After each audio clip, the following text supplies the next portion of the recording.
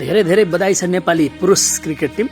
हङकङमा जारी 4 देशीय T20 सिरिजमा आफ्नो दोस्रो खेलमा बलियो मानिएको कुवेतलाई चाहिँ 6 विकेटले पराजित गर्दै दोस्रो जित दर्ता गरेकोमा बलियो त के बलियो भन्नु र Kuwait, Hong Kong, Qatar, Saudi, Malaysia भन्नु त अब हाम्रो लेभलका टिम त होइनन्। त्यही पनि जित त जितै हो जसरी पनि। 186 रनको टार्गेट दिएको थियो कुवेतले, त्यो 186 रनको टार्गेट पनि भेटायो।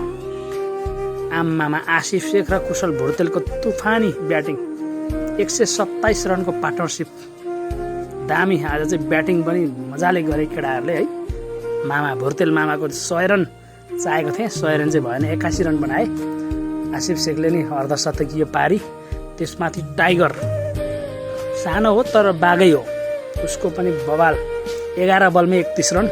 त्यसपछि आका गुलसन झाले राम्रै खेले। जस सरसर्ती हेर्दाखेरि एकदम राम्रो जित हो। अब भन्नेले त विरोध गर्ने त भन्छन्, हामीभन्दा कमजोर टिमसँग जितेर के फुरफुर गर्नु भन्छन्, तर खेल हो। भनाइ मात्रै कुवेत, भनाइ मात्रै हङकङ, भनाइ मात्रै त्यहाँको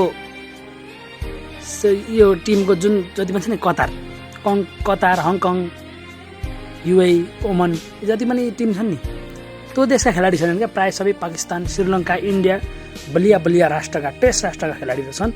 त्यही भएर कमजोर टिम पक्कै पनि होइनन्। यस्तो टिमलाई पनि जित्नु भने चाहिँ धेरै राम्रो हो।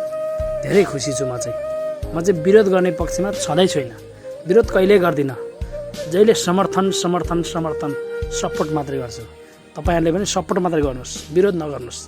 जय देश, जय क्रिकेट, जय नेपाल।